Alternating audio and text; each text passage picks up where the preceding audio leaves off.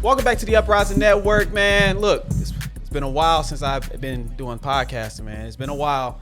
And every time I share my thoughts on Instagram, y'all always tell me y'all like hearing me talking. Y'all like hearing my insight on different things. So why not bring a show back?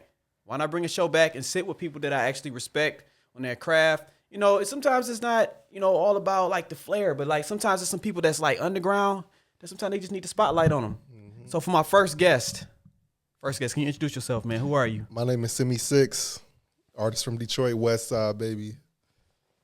First question I'm going to ask my first guest. This is going to be a tradition. What is your favorite rap verse? My favorite rap verse is how imaginary players start off. Mm-hmm. I spit that other shit. That's a nice motherfucker shit. Fed time, follow me round. Deep cover shit, nigga. You bad money. Uh-huh. I'm all year money. I'm popping. You ain't got to count it. It's all air money. Never change money because niggas got strange money. Knocked up, marked up, fucked up in the game money. I got bail money, double XL money. You got flash now, but time will reveal money. I spit the hottest shit. You need it, I got it shit. That down south Master P, body shit. I got drug money, straight up blood money. That brown paper bag under your mattress, drug money. You got show dough, little to no dough. You sell a bunch of records and you still owe dough. I got 996 plus 4 more dough. You crazy? You fugazi, I'm loco with dope popo. Imaginary playmates. yeah. Okay, as you can tell, man, this is a rapping ass nigga here, bro. You can tell already just by the way he was carrying that. The reason why I brought Simi here, man, because this is a guy who, like, it's not a lot of people. I'm gonna be honest, not a lot of people whose style that I admire. But this guy here, this is a low guy right here. Can we agree on that? Are you a low guy? I'm like a low lord, I would say. Low God. My collection is decent enough. He being humble right now. Nah, it's decent enough, but for real, like real shit, like it's niggas who killing me, But the difference with me is I could style it really good. It's a lot of people like East Coast. It's an East Coast trend, rock and low from head to toe. It's New York based, it's Brooklyn based. So those guys, they took it. I was inspired by them, but I'm from Detroit and we got our own style, and I'm able to put colorways together and match stuff up, in a more stylish, presentable fashion that makes it more appealing and just different. Because a lot of people, they just put a lot of the same logos on, and that's cool, but it's like you still want to color coordinate. You got to coordinate, as John Witherspoon would say. This is exactly why I wanted him here. I'm definitely not a low guy by any means, but I've been. You got pieces though. I got some pieces. But it's like few and far. It's only because I've been collecting for like 20 years. Yeah, but you got pieces that's very, very great, like that tiger head jacket, nigga, the leather joint. Ooh, hey, you got joints, bro. You got joints. You got some expensive joints too. I'm about to park that one too. Like I feel like I done wore that one for like a year and a half. That's good though. That you're supposed to wear. You're supposed to wear. It's a jacket, bro. It's a varsity jacket. I spent a band on that jacket. Yeah, I know you did. That's why you're supposed to wear that shit. That shit hard, man. Dog. All right, man. So first things first, man. I want to. I know you're a rapper as well. You got an album coming out. This will be out by the time your album drops. Okay. So this is like your fourth project. It's like my fifth. Fifth project. Coordination, Uh-huh. Park Orange, He Who Ascends, Assorted Fries, Extraordinaire. There we go. What makes this one different from all the other ones? I'm grown now. I'm 31. Okay. When I started Coordination, I was like 23, 22. So now I'm grown. My voice is deeper. I'm not skinny no more. Mm-hmm. You feel me? Like, and I've been rapping for like almost 10 years now. So my intelligence of how to approach rap is different. The wording, the way I say things is different. It's more just sophisticated. The older I get more sophisticated and want to describe a better painting. It's like painting. Okay. From what I remember, because Simi was one of the first people I interviewed when I launched the Uprising Network. Like I had a show called Go In, where Bars Reign Supreme. I went to his mom's house, his basement, and he had the pictures and stuff on the wall, and he rapped for me down there. And I remember your first project, you made that overseas, right? No, I made that here in Detroit. Made that here. Uh-huh. So Tell us about the time that you had to go overseas or you went overseas. Okay. Tell us about when that. I went several times. The first time I went was in I think 2002. So Khalees had dropped what's her Mohammed la la la the milkshake. Milkshake. Yeah, she dropped Milkshake when I was over there, and Britney had the Toxic song, Britney Spears. Okay. So when I was over there, I was 11 years old. This is after World Trade Center getting bombed by the planes and all that, Osama bin Laden. So I'm going to the Middle East, Doha, Qatar. That's where they just had the World Cup. You know, the not the World Cup, the World Cup. Yeah, the World Cup. Yeah. Yes, for soccer, football. Yeah. That's what they call it overseas, football. Yeah. You know, so where all the different teams from all the different countries come and play for the World Cup, and be like at the top of the league in football, soccer. So world, really. Yeah. So I went there first when I was like 11. My dad and my uncle, they opened up a shop called the Hip Hop Shop, and they opened up a small boutique. Uncle? Yeah. In like 2002, 2001. My dad would get all of the stuff from Mr. Allen's over there in Southfield. He would get all the. This is like 2002 was like what? The Dynasty, around the Dynasty time, Brock? Dynasty came out 2000. 2000. So this is like Blueprint. 202 is Blueprint 2. Yeah. So yeah, this is around that time. This is when throwback jerseys are still the shit. Okay. So everybody wants a throwback. Football, NFL, MLB, NBA. And my dad would get all the Jabot jeans, everything from out of Mr. Allen's that was hot at that time. He would take it, put it in several suitcases, fly over to Qatar, and then this is how we built up the shop. And I was there during that whole time. Damn, back in them days, I wanted a throwback jersey so bad. But I'm a relatively small adult man, right? So I never could find throwback jerseys in my size. That's crazy. They were always big like as fuck. 2X. Like, I could never find them in my size. You know what I'm saying? Even if I was going to wear it a little bit baggy back in 02, I could never find it in size without it going below my knees. No, that's facts. So how was that? Like when you carrying all that over there, what was the hip hop culture like when you went over there? It was mostly like everybody was listening to 50 Cent because this one 50 Cent just came out like the year before 2001, I think. I'm not sure what year 50 Cent Get Rich or Die Trying came out, but it was around that time because I remember that's all I wanted to play was Get Rich or Die Trying. Now that was what niggas was playing. There was this Indian guy. He was a bus driver. He would take me to school to the main city from Alcor to Doha. Alcor is like a little north and Doha is like southern. It's like the main city, Doha like Detroit pretty much. So it's like a 45-minute bus ride. And I never met this guy, but I was a little kid. I'm 11. I get on the bus and he shake my hand like, hey, what's going on? Like he didn't know me. Yeah, he just welcomed me. And then I'm looking like at the front of the bus because I never been on this type of bus. It's like a Mercedes-Benz, like a Mercedes-Benz, like a Sprinter? Like a Sprinter. Okay. It's like a Sprinter, and at the front it's like all his CDs and tapes and music and stuff they listen to. And it was all hip hop shit. And then I saw the tape. He had a cassette of Get Rich or Die Trying. Yeah. And I put that in. I was like, hey, you got to put this in. Took you to a whole nother world. All we listened to. Yeah. Every time I would get on the bus, he would have it ready for me just to listen to.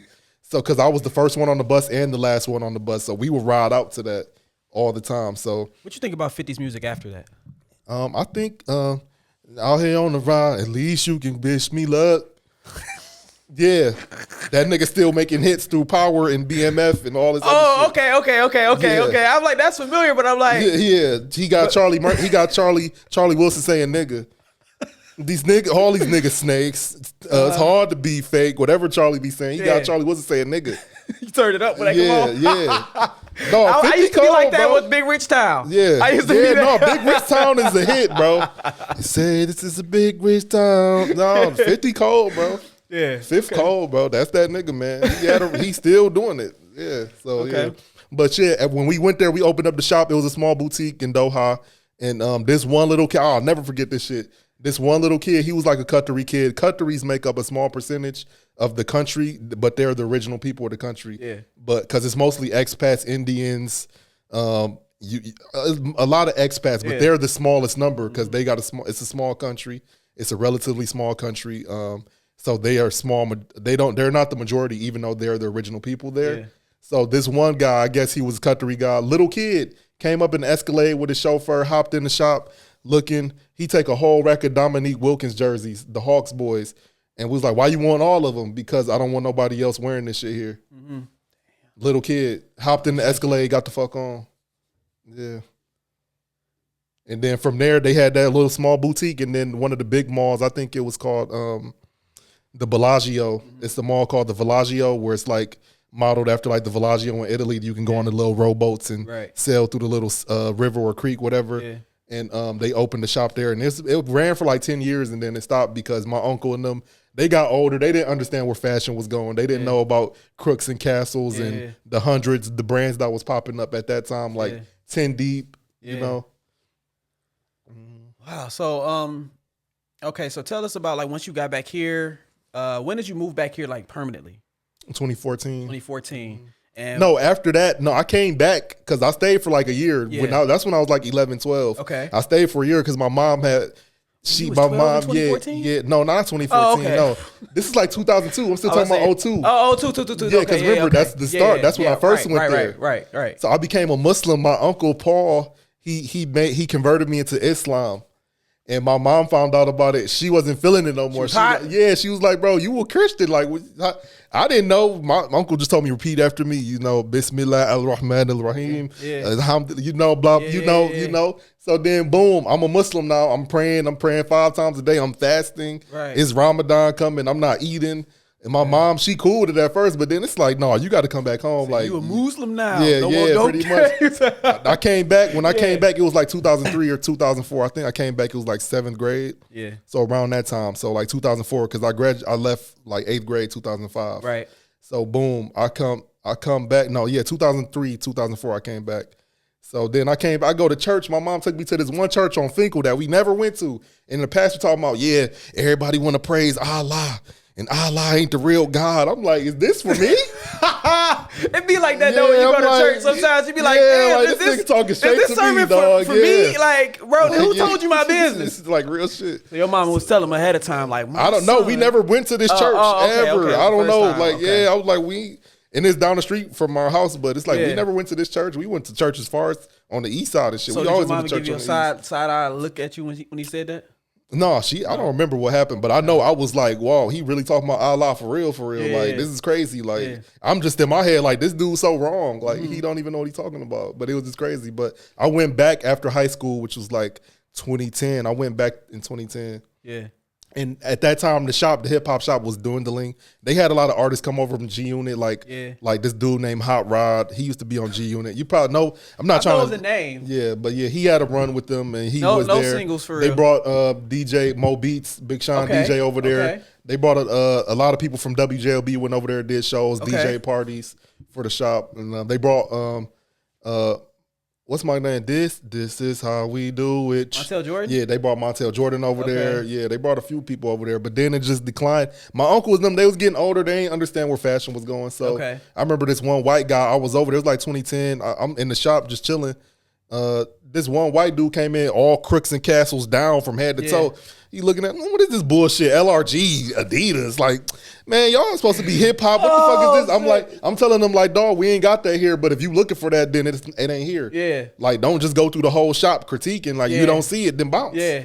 I don't go to Foot Locker, be like, oh, they ain't got this, that, and then just be mad. Like, I'll be like, oh, they ain't got it. All right, I'm out.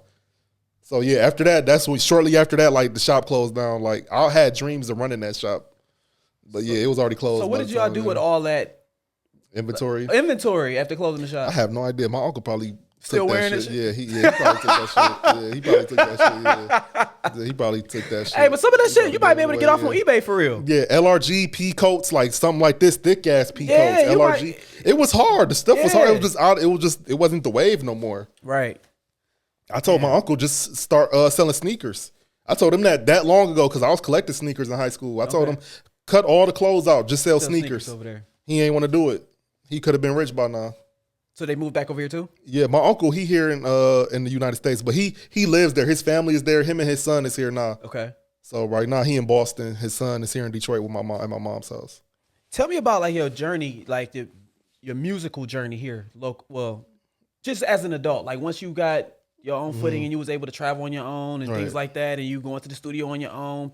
Like, tell me about that journey so far. How has that been for you? It's been great because when I came back to Detroit, I was working with a lot of Detroit artists, of course. So Elijah Day, Clear Soul Forces, Nolan and Ninja, A-, Foul Mouth, pretty much everybody that I could work with, you know. When I first came back, it was like 2014. I had went to this one show with Nolan, and then I met A- there. And A- just gave me the mic, and then I was able to rock. Like this nigga ain't even know me, but he just gave me the mic, and then we just like it was the first time I went to a show in the city. He didn't. This is his first time meeting me. He just gave me the mic, and he let me rap and all that. So yeah. And then after that, like once I start really getting introduced to a lot of the producers and MCs by Nolan, you know, I was able to start making my own things like Park Orange. Yeah. But like now, I've been living outside of the city for a minute, for like damn near 6 years now. It's crazy. I've been living in Kalamazoo, so I got this guy named DX in Battle Creek, where my wife is from. So we've been recording there, and it's just nice. It's a nice process. He's very professional. He's not smoking or drinking. As soon as we get there, we get straight to work. You know what I mean? We handling business. You know, we get straight to the business, and you know, it's been like them studio vibes where it's just like a fucking party. No, it's not a party at all. It's very professional. My sound quality went all the way up with him. Like, and a lot of people noticed that. Like, bro, your shit sounding better now. Like, because I'm dealing with somebody who's professional. He been doing this shit for like 30 years. That's what he told me. You know, and it's very professional. And he's an older guy. Yeah. Okay. He cool though. He real cool. He not super old. He don't look old, but Okay. He doing his thing. He very dope, man. What's your process when you write music? I do a lot of the stuff at home. I don't just go to the studio trying to catch an inspiration or a vibe. I do most of the work at home. So when I go to the studio, more productive when you get there. Yeah, I could just go straight in. Right.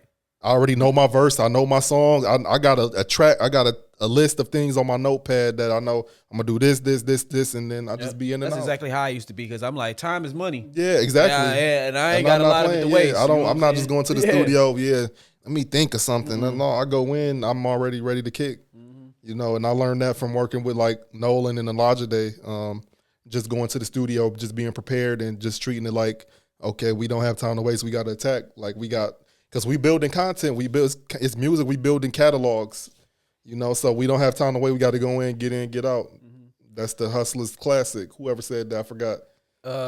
Get in, get out. That's an OG's classic. Classic, yeah. 100 Hustler, you pass it around. There we go. Okay. That's Bleak. That's Bleak. Yeah, that's Bleak. That's Bleak. Yeah. Yeah, okay. So tell me about your connection with Primo. Preem played one of my songs with Aunt Bell. I think that was last year. Randomly, he played it for like a couple weeks, this song that we got called Step Through the Party, me and Aunt Bell. I still have not met Aunt Bell in person, but he likes my music. He likes me as a rapper, so we just been collaborating a lot. From? Aunt Bell, he from Detroit. Oh, okay. Yeah, and I still haven't met him. And I've been here all these years. We still have not met in person. Like, so yeah, it's crazy. But it's like that. A lot of these new producers that I'm working with from the city, but we never met in real life. Yeah. But everybody know him, like J Palm, Aunt Bell. So yeah, he was playing our shit on Shade 45 M show. Then one day I come home, I'm just long day, just come get to the crib. My son, he's still like an infant. I'm feeding him, giving him a bottle. I just get an alert on my phone on IG. DJ Premier tagged me in the post, and I'm just seeing him like, I'll just see his hands like this. Through the party. When I step through the party, when I step through the party, when I step through the party. Yeah. I'm like, oh, I know this nigga ain't making no video. Your world stopped. Yeah, so I hurried up. I'm like, oh, new song, new artist, new shit. And then I'm like, oh shit. How did he get it? Did he find it on his own, or I don't know. I don't know if somebody sent it to him or he got it on his own. From what I heard, Aunt Bell told me that this DJ Babu, I think he's from LA, he got it, and after that, that's when that shit started happening. Okay. So he like a popular LA DJ, Asian cat, DJ Babu. I think that's how you pronounce his name. So B-A-B-U? B-A-B-U, yeah. That sounds very familiar. Yeah, like, big Asian dude. Yeah, like I've seen this, might have seen his name in the source or some shit like that. Yeah. No, he's a big deal. Yeah, so right. He got the track on Bandcamp, and then after that, that's when that shit started rolling out. So I don't know what happened. So then that's when I'm like, ooh. Yeah. I'm like, okay then, all right. Who's the first person you called? I called Aunt Bell. And I called Aunt Bell. I don't be calling niggas no more, dog. Niggas don't be answering the phone. I just text niggas like, I hit niggas up on IG. I hit you up on IG. I hit up everybody on IG. I'm like, I know niggas reply on IG. Yeah.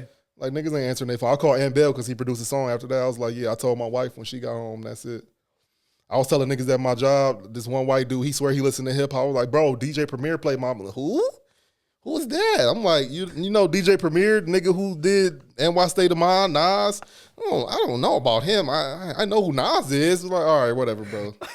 All right. You feel me? Like, it's all good. We'll talk about it another time. But yeah, it's like, yeah, but it was fucked up. You excited to tell somebody something? Yeah, like, you don't even know. Yeah, like, I have no idea who that is. But congrats, though. Yeah, older white dude. You know, he swear he listen to hip hop. Be walking around trying to act like he's spitting bars. Like, yeah, bro, DJ Premier. I'm like, who? Not sure if I know him. Like, all right, okay. Yeah, but yeah, it was dope. Damn. Mm-hmm. So, what's your favorite project you've done outside of this new one? Because the artist's gonna say they newest one is their favorite one. But what is the most memorable? Now I ain't gonna say favorite. Your most memorable when you making it. My most memorable Park Orange, because I was working with Elijah Day. Elijah Day was Clear Soul Force. I love Clear Soul Force, man. I love CSF. Yeah. So when I was overseas in Malaysia, living in Malaysia, this one of my roommates, he was playing They Get No Better music video. He's like, bro, these niggas from Detroit. Do you know them? Banger. And I'm like, I don't know them, but I promise you when I get back home, I'm going to work with them niggas.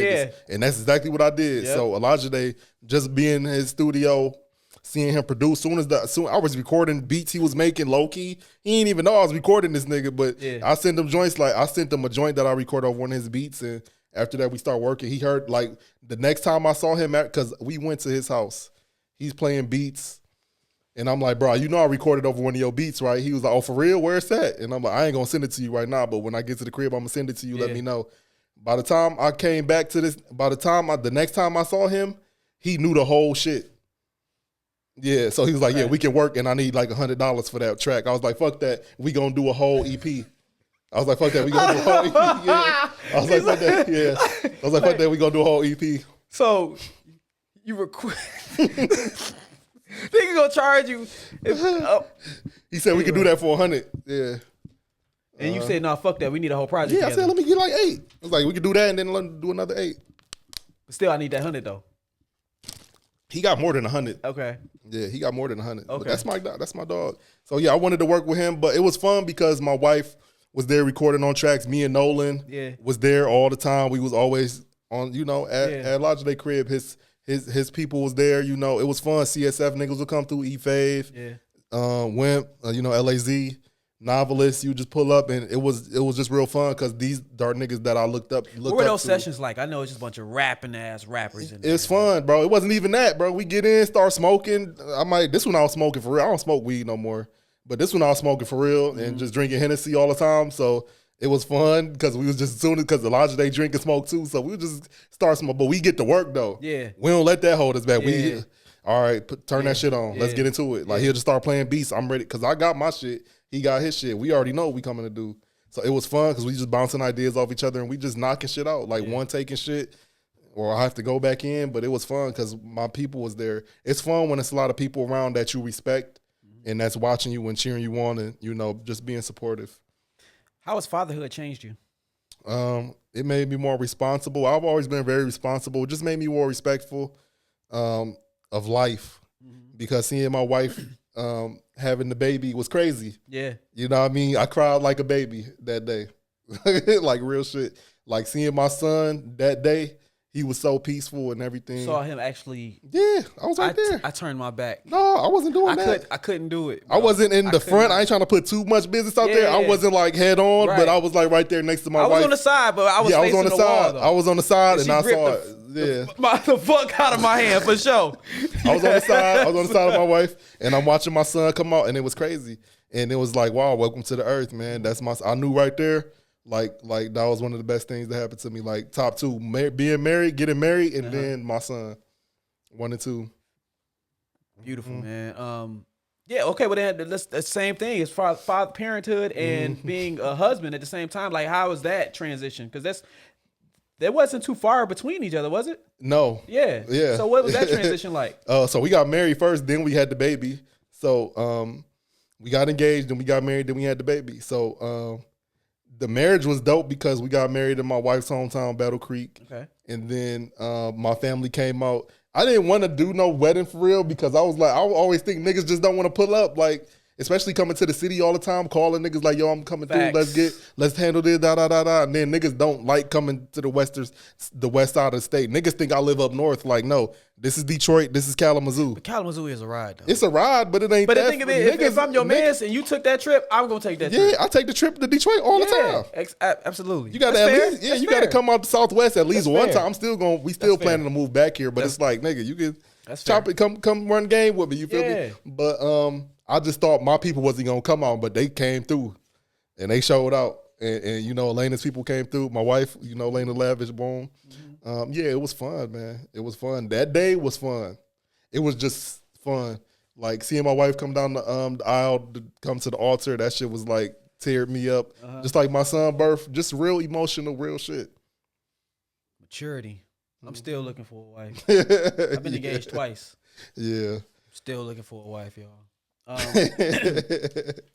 What I really brought you here today, man, I wanted to talk Ralph. Okay. Of course, we're going to talk raps and Ralph, but I want to talk about Ralph, man. Give me your top 3. I don't want to say low guys, but like your favorite, like, you know what I'm trying to say. Like top 3 people who rock low? Yeah. Do they gotta be people that people know? Or okay, I'm gonna do it like this. Because most of the best people that dress you don't know them. Facts. You won't know them because a lot of niggas in the industry can't dress. They just go to Celine. I'll say they in go the to Gucci. Well, you can do 2 different. You could do. I'm gonna pick. So boom, 3. Okay. Or if you got more, I got 3. Because you look like you got a list. I got 3. Okay. Because everybody can't dress. That's one. Some people can put shit together, but like I'm talking about like from my standards. So one, I'm gonna say people that people do know, Mayhem Loren. Okay. Now Mayhem Loren, he's the artist from Queens, New York, who run with Action Bronson, Alchemist. I would say I like his style with the low. Okay. Number 2, these are 2 people that niggas probably not gonna know. One, his name is Suicide Skier, and he's from the UK. He's a British cat, white dude, but he put the low together properly every single time. Okay. He the reason why, him and my wife was the reason why I wanted to start wearing Air Max 1s. Like just seeing how they do the shit. It's like, ooh, okay, I could do it like that. All right. Okay. I never had a pair of Air Maxes ever until I saw my wife and this guy do it. So Suicide Skier from the UK. Number 3, this dude from Brooklyn. His name is I think his name is Perignon. I think that's his name. Perignon. Perignon, I guess. Like Perignon. Yeah, like Perignon. Yeah, okay. So he from Brooklyn. You know, he been collecting. He been doing this shit. He got everything from 87 all the way now. Science for you. He got everything. That nigga can dress like that. Okay. When I see him put them 3, yeah. Do you throw any of your old pieces away? No, I give them to my brother. Or people who I know rock low. I'll be like, hey, you want this? I'll just send it to you. Like somebody at my job, this one dude, because they when I come to work still wear a polo every day. When I first started. Boy, you ain't gonna wear polo every day. You not like. You say, like, watch this. We heard about you. Them niggas is. We went way past that mark. So one heard about you. Like one of my old coworkers went to this new job that I'm at now, and he told them about me because they was asking like, bro, they was like, you know this dude? Okay. Like, cause they trying to hire me, and you know him? Like, yeah, this nigga wear polo every day. Man, get out of here. I came there with polo on. Like, yeah, they said you wear polo every day. I'm like, yeah, I mean. That's cool to me, dog. That's when I finally am able to. This is always gonna be. I'm always gonna be invested into the network. But when I finally have some money, I'm able to eat. I'm referencing that Schoolboy and Kenny video. When I'm finally able to eat and not spend a rack, like you know what I'm saying. Right. That when I can do that, and like, cause I did that. Being an entrepreneur now, I've been able to do that sometime. I went into Macy's one time. There's just not a lot of Ralph like locations here. It's a store at Somerset, and then you got to get it. Macy's is cool. Yeah, you know what I'm saying. But I went to because I like to see it in person. Right. A lot of stuff it look cool online or how the model wearing it online, but it won't fit. It'll look the same on me. Right. So I went to Macy's and I went crazy one time, and I was like, damn, I was able to do that as an entrepreneur. Yeah, that's so when I'm able to do that more often. Yeah, you got to take stuff in strides. Yeah. Like, you know, when it comes to collecting pieces, you just get a piece at a time. Unless you balling, then you just go in and cash out on the whole fit. Yeah. Really, the science behind it is getting the fit together. And I think that's the approach to like fashion, especially like when you're an adult, you want to buy fits, not pieces. Yes. because you could buy pieces, like the pieces that I buy, like jackets, overcoats, like stuff like that. But when I shop for the outfit from head to toe. So that way it's clean. I have a vision. And it's easier with Polo by Ralph Lauren because everything is themed based. Yes. So like right now I have on a ski 1992 theme. You know what I mean? So pretty much I would just buy ski apparel and then make sure that the colors are matching and flowing right. You know, if something is very colorful, like the polo shirt I have on right now, it has a lot. It's a big graphic. It's yellow, blue, white. So the end of it is white with the polo ski on the end. It's white at the bottom. So I make sure that it just fades out into the white. Okay. Yeah. So you see how it fits because it's blue at the top. Yeah. So I just let it flow. You know, so the colors is matching. Because if I do like a blue pants with the blue, it's gonna start like clownish. And sometimes you can do some stuff and you look like a clown. Pull the red pants? No, I wouldn't do that. I'll just do white. Whenever I have something very colorful from Ralph, I just go try to balance it out with white. Because white just makes it look clean. I try not to do too many colors when one piece is colorful. I let that one piece. I love wearing white. That's like white one of my favorite things. Yeah, I know. It's dangerous. It's dangerous. In the car right now, I have a white polo towel that I sit on. Anytime I wear white, and I love wearing white from head to toe. I put the towel down. I put the towel. Yeah, man. You see, this is why it's my first guest. Interesting conversations like this. People that, like I said, I admire their style. Definitely why I got them on the list. All right, so today you brought some pieces with you. Definitely. Some of your favorite pieces. Yeah. Can we go ahead and transition to that real quick? Yeah, but when Ralph reach out, we gonna go up there and tear him up though, Reese. You already know. I had tweeted about like Ralph needed another like a store here, and then out of nowhere I got an email about a grand opening. That's crazy. They sent me an email, invite me to their grand opening, dog. I was like, what the fuck? Like, no, they watch and listen. They watch me. Bro, I'm like, that's fire. I'm like, I need to put out there. I need a 70% off discount code because they sent me that. They listen invite, and they watch. And I went. It wasn't nothing too crazy, but it was like cookies and music and shit going on like that. It was mostly like purple label and black label and shit in there. I'm not there. Dog. Purple label got pieces, but not for the price point. No, it ain't worth it. Yeah, it really not. So all right, so I had you bring out 5 of your favorite Ralph pieces today. Yeah, let's run through them real quick and tell me why they're some of your favorite pieces. Okay, so boom. Put this here. I bought this book so you can check it out too.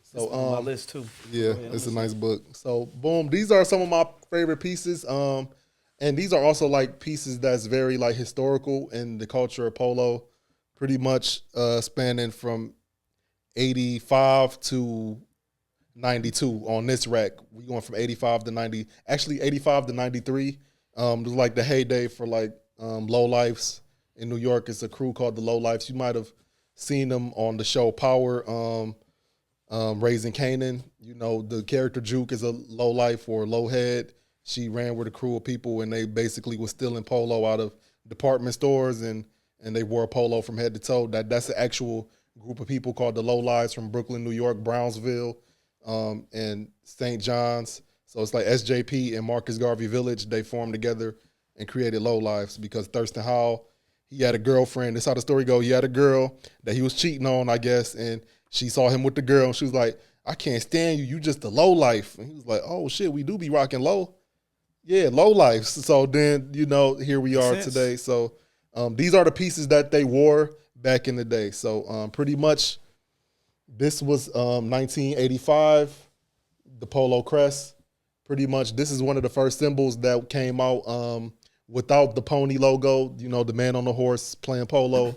This is one of the first pieces without that symbol. So this is a new symbol from Ralph that came out in 1985. It's more of a collegiate, meaning like Ivy League college wear, or mostly nautical, meaning like sailing and yachting and just being on boats and stuff. This is when you will like, this is what this symbol represents, those two different themes. And 1985, the Low Lifes got this and they called it the crown, and they called it the crest too. So the crest, that's what polo call it, but Low Lifes call it the crown or the crizzy. This is a big symbol in low life and low head culture. We like rocking big symbols because you can see it from distances. You know, you see that, like, oh yeah, okay, this is gonna catch your eye. So that's why you prefer like the big. Yeah, you get the big symbols. I like the small symbols and the big symbols too, but the big symbols is like the big shit. That's when you really rock this. to like stand out, because you might have the little crown on, but when I come with the big crown, like take your crown off. Yeah, it's like Big Joker. Yeah, big bank take little bank with clothes though. Like you got the little crown, now hide that. Okay. Because I done came through with the big crown. Got it. And the bigger you don't want to go overboard, but this is pretty much how they would do it back in the day. So this is the crest, aka the crown, 1985. Let's pull these up. All right, okay. Next is the nautical cross flags, the anniversary flags. These came out in 1987 because Ralph wanted to pretty much have an anniversary. He had 20 years from 1967 to 87. That's 20. Right. So he had a dub in the game. You know, he want to celebrate with a new capsule, a new line. So he came out with the cross flags. Now these two flags are crossing each other. That's why they call them the cross flags or the anniversary flags, because it's the 20-year anniversary of the brand. And pretty much, this guy is serious. Yeah, pretty much they in there. With this Ralph shit, bro. It's all in the book. How many times you read this book? No, I knew that before the book. Okay. I already knew that before the book. Okay. But it's in there. It's in this symbol is in there. But pretty much he it was 20 years, so he came out with this nautical line. So you wear this on boats, sailboats, yachts, because these are nautical flags. And I think it says 67 to 87. So in 1987, this came out. This is the retro. All these are retro pieces. The original had white strings. These were getting stolen. All these clothes were getting stolen by young kids from Brooklyn, New York. They would go to Manhattan and steal all of this shit. They would put it up the back, meaning they will get a book bag. They will have that over their goose jacket, and they will put this underneath their shirt. And because they were stealing all the time, so if you stealing, you gonna think what the item is where. If I got a book bag on, it's gonna be in the book bag, right? They so take the bag, you drop the backpack, or they take the backpack, and ain't nothing in there. They got it. Yeah, but it's really up your back, so they call it up the biddy or up the back. So then they just laughing because you just took the bag. You took the flat ball. Now, how have you dreamed about being a part of those?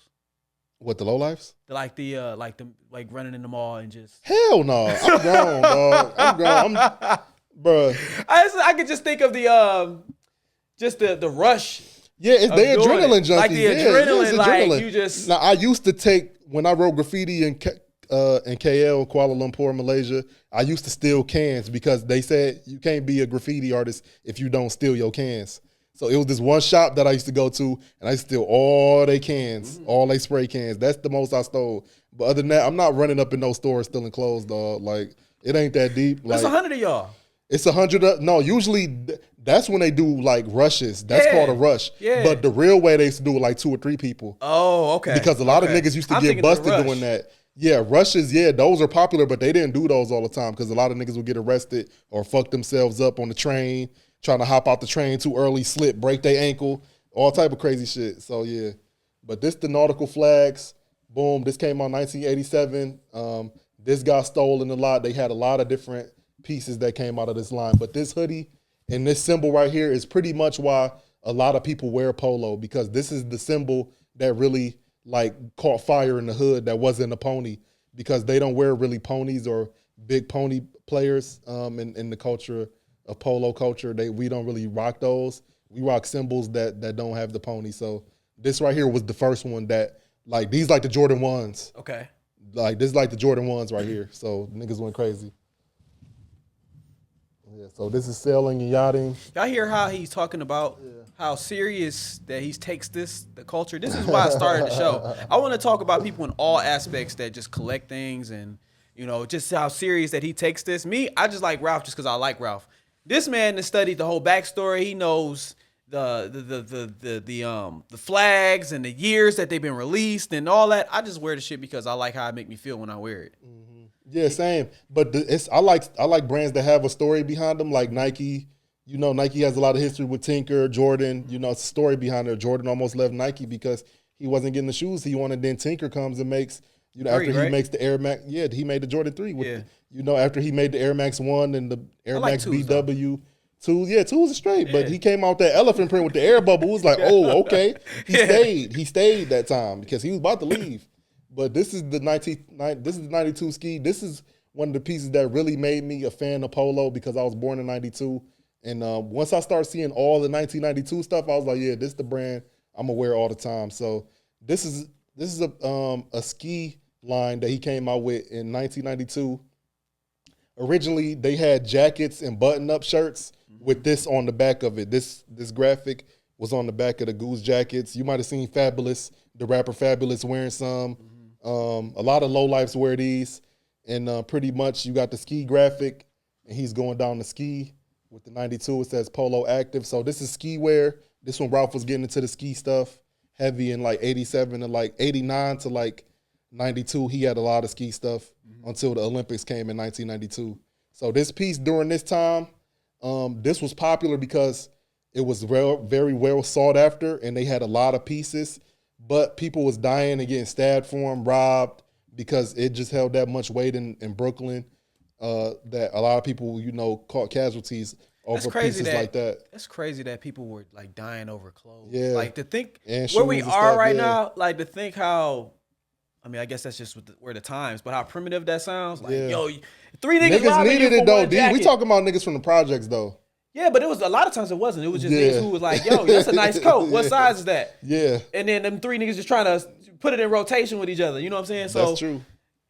That's true. Yeah, but this the ski joint from 92. I literally saw somebody running down Van Dyke one time getting chased for their pelly. That's crazy, dog. I will never forget that. That's it was wild. like he was running full sprint. He had like 4 people chasing him. He had like some Grand Hills on and a pelly.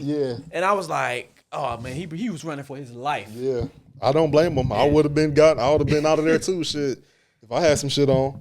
So boom, we about to get to the next piece. This the one of my favorite pieces.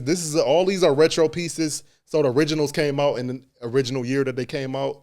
This came out in 1992 to represent the stadium games because Ralph had like a partnership, I guess, with the Olympics during that time. So in 1992, the Olympics was in Barcelona, I believe. And pretty much Ralph, Ralph Lauren is like expensive sportswear because, mind you, all the stuff I just said for boating, yachting, sailing, skiing, these are all like sports, like expensive sports. Like that's even polo, like the sport of polo. That's like an expensive, rich sport. Yeah. So he's just an expensive sportswear guy, So with the 1992 stadium, we got this guy throwing a javelin, and the 1992 polo stadium was to represent the track and field element of like the Olympics. So he had a lot of like running, people running, people passing batons, people doing like pole vaulting, throwing javelins like this, and they'll have the 1992 on it. So this is one of my favorite pieces. Again, like I said, I was born in 92, so stuff like this, it's just clean, with the graphic. You and throw all this of these on in the pieces summertime. look brand new. Yeah, I don't really wear these. These come out when it's really time to do something, But this is one of my favorite. This is one of my grails. All I know of these. you wore one of them in the video, right? The one, the crest. The crest. Yeah, the crest. I wore that in my beauty music video, and I wore the blue ski joint in Overtime. Now this one, the last piece that I got is the 93 Climb. Now this actually was worn. This is a retro. The original was a T-shirt. Somebody in the Mobb Deep Shook Ones Part 2 video wore this. If you look very closely at the intro, they shooting dice, and the dude got this T-shirt on with the Air Jordan Black Cement 3s on. He takes this serious. Yeah. So this the hoodie though. I'm blown away, but I love this though. I'm blown away, Go but I back love and this check it though. out. Yeah, he got this T-shirt on with the Black Cement 3s and some like blue jean shorts on. And I'm impressed. Yeah. So this 93, what year Mobb Deep first album came out? Like 94 or something, like 94, 95? I want to say around that time. Yeah, like 94, 95 probably. Yeah. So this is for like the climb element of sport. Again, sports. You see this dude climbing up a mountain. It says 93 in the back with the climb, and he's climbing up a mountain. And this is for like the outdoor wear stuff, like the polo country stuff, like the outdoor climbing, mountain range stuff. Like this is when we talk about like extreme sports, like mountain climbing stuff. Yeah. So this is the Climb 93. It's all white. Pretty much this is one of the grails because it was in one of the major hip hop videos, and like it just goes back to the sports stuff. All the stuff is like expensive. It take a lot of money. You gotta have the right climbing gear. and like safety harnesses, and you might have to sleep out there on the mountain. You know what I mean? So like this is stuff you will wear out there. Like so like it wasn't too many rich white people wearing it because all these clothes were made for like the rich affluent wasps, who went to school, and Ralph Lauren was popular, so this is what they wanted to wear, like Lacoste, Polo. So that's what they would wear. But people in the hood made polo popular, even till today. The reason why he retroed all of these pieces was because the low life story. So he's embracing the people that was stealing from He didn't. They stole from him, and he embraced a couple of them, like Thurston Howell, like because he put him in the ad, right? He did, yeah. He brought him on everything. At first, I feel like they was trying to be funny with him because he made a book called "Bury Me with the Low On," which kind of like had stuff like that in that book in it. And they took several of his ideas, like stuff like this, they had in the book with like pieces that you could see from back in the day. I follow a couple people that make like custom Ralph pieces. Yeah. Like they make their own. Most of them low lives. Okay. Okay. I'm drawing a blank on one. I see them making hats all the time. Talk about the Turner Supply. Turner Supply. Yeah. Turner Supply. Damn, what was my next question? Okay, so I got a few more questions for you. But okay, no. I saw somebody recently say Stussy was the Polo of streetwear. Yeah, that guy's tripping. It's not, because Polo is streetwear. Polo, we take stuff in hip hop and make it streetwear.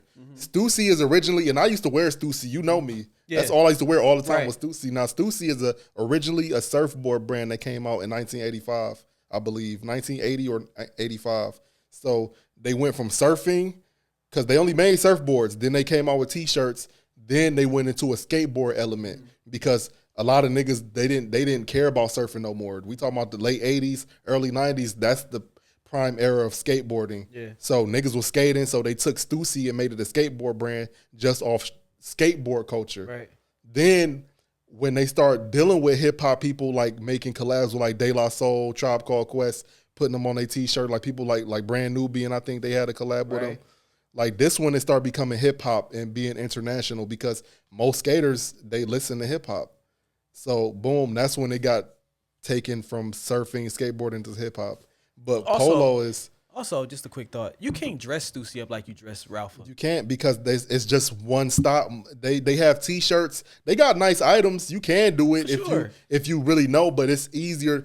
Ralph has a better history, and they took it and made it street. They made preppy white boy and white affluent white clothing into streetwear. Like I think my homie told me, Jim Jones said, we didn't take streetwear. We took stuff that wasn't deemed streetwear in these the high fashion department stores. We took that and made it streetwear. Yeah. We didn't go get Supreme. We went and got the Ralph or whatever was selling in Macy's, Bloomingdale's, and we would take that stuff and make it street. You ever been a Supreme guy? No, my brother is. My younger brother, he is. Okay.